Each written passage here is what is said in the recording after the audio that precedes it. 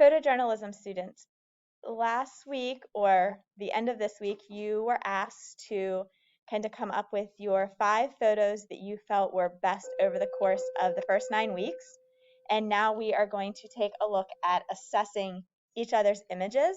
So I want to show you how we're going to go through that. There are 2 documents that are attached. I believe I have all the permissions set correctly. The first one is everybody that turned in their pictures. All their pictures are in here.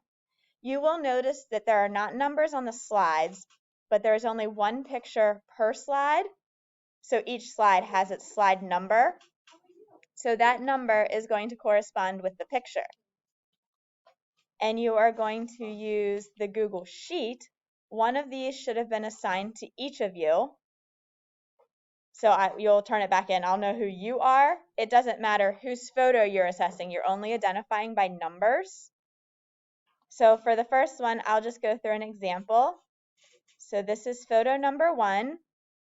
So if I was looking at this, the first thing that I am going to look at it on is, you can't see if I'm pointing with my finger, is the subject clear and in focus. So if I put these on, well, you can see how I'm changing these because they won't update because I've already shared a copy with you, but I think they're easier to read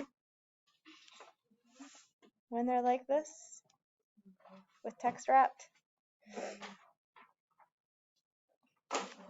So is the subject clear and in focus? So if the subject is clear, identifiable, and is focused, you are going to put a 3 here.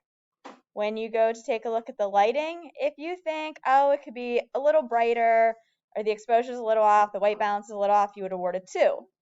You're going to take a look at the composition. Again, 3-2-1 scale.